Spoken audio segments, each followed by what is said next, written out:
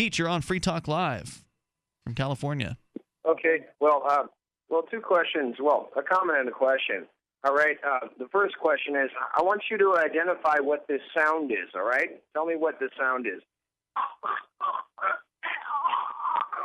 Somebody choking. Asphyxiation. What's that sound? Doesn't sound like a very good time. Yeah, asphyxiation. I like that answer. Yeah, something like that. Well, guess again for Double Jeopardy. Yeah, I'm out of guesses. Just go ahead and tell us. Okay. Well, that's the sound of Article 3, Section 3, and Obama being hung for treason with 90% of our elected officials. Man, that was my next guess. Okay, so anyway. I mean, come on, really? Hanging someone for treason? Obviously, you don't think that's really going to happen, right? Not as humane. Well, that's not as humane as the lethal injection, but I don't know. There's a lot of evidence that hanging's more humane. Seems like the point of snapping a chicken's neck. I mean, it's not that it hurts, So I think they should get the lethal injection, because I mean they're traitors. They don't care about the common guy. They'd rather selling out to corporations in the face of people and taking their tax money. That's called treason. Okay, that's so what they've done all along. So who is it that should get the lethal injection? Just to be clear, basically 90% of the population. 99%. No, not the population. 99%. Population of Washington is what I was going to say, but I should have said politicians.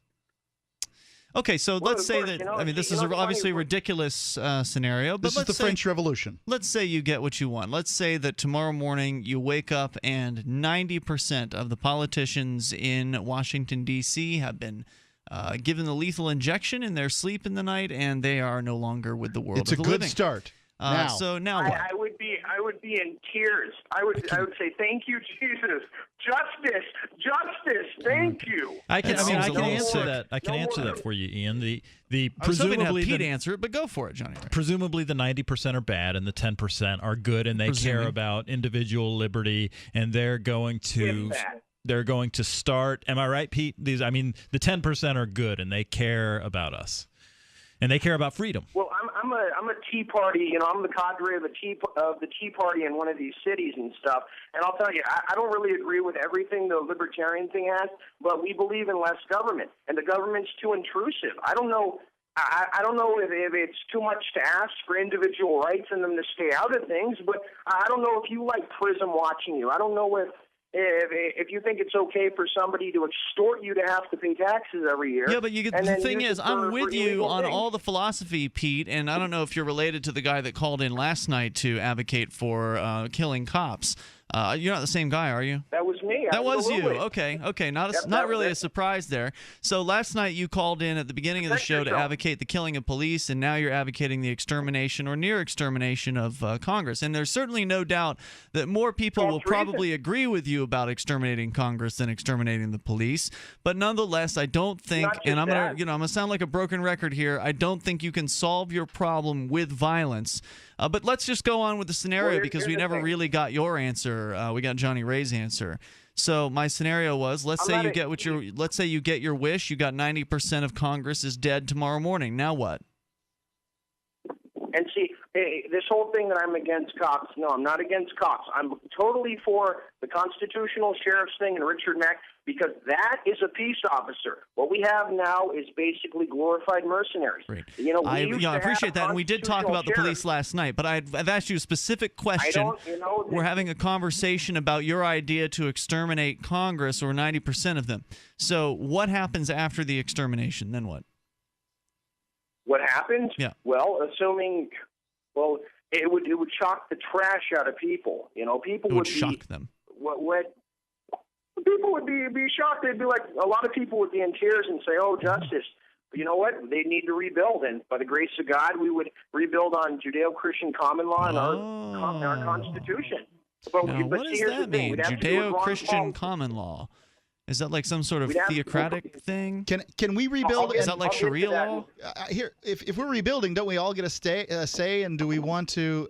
I'm not sure I want a Judeo-Christian anything. Absolutely. What I hate about the libertarian thing also, a lot of times y'all use the freedom thing for an excuse for immorality. I believe the King James Bible all the way. I believe the King James Bible isn't about morality. Do you remember when God sent the Jews in to wipe everybody out in Ai? That's not morality. Morality is a code like libertarians have, which is to say you will not aggress against somebody else. You will not steal their stuff. You will not lie to them. There's morality, not the Bible. That's common law.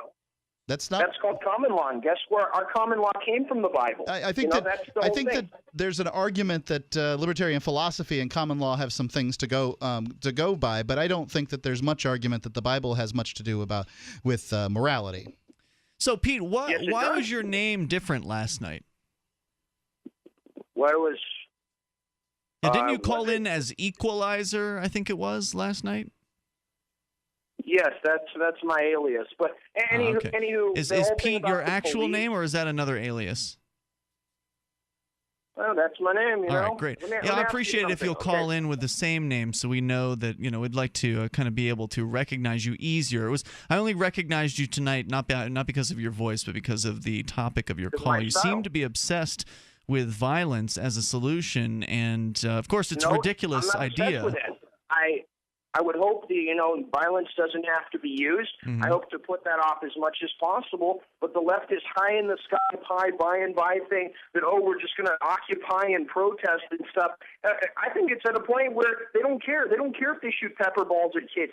They don't care if they kick in your door and get in the wrong house and flashbang your baby. At what point do people say stop? And what's it going to take for a tyrant to say stop? Because I don't remember. That's right. I agree that people should say stop, but going around and shooting politicians or police is not going to increase your freedom. It's not going to increase your freedom. Do you understand that?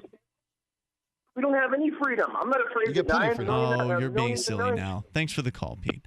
Obviously, you have some freedoms. You have the ability to pick up the phone and call in here. Yeah, decisions. Most of your daily decisions, you're free to make on your own, but you don't have some freedoms.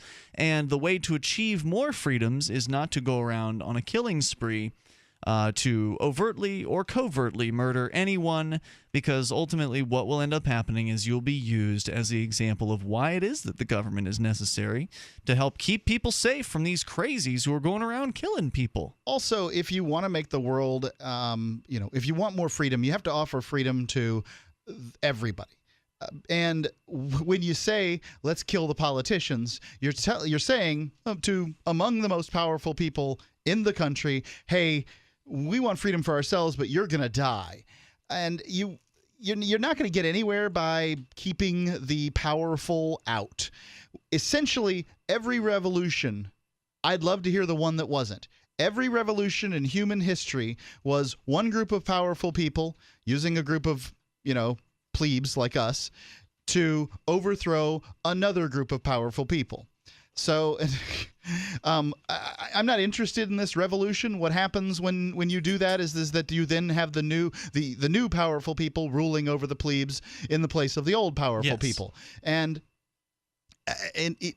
I have seen nothing else. That's why I think they call them revolutions, because we just revolve around and do the same thing over and over again. Same old process. Yeah, it's exactly true. I'm frustrated, and I understand Pete's frustration.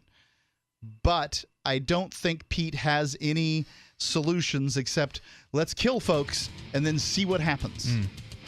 Yep, not going to work out. Now, I don't blame Pete for feeling upset and feeling frustrated. He, after all, does live in California, and it's not exactly a place to foster freedom.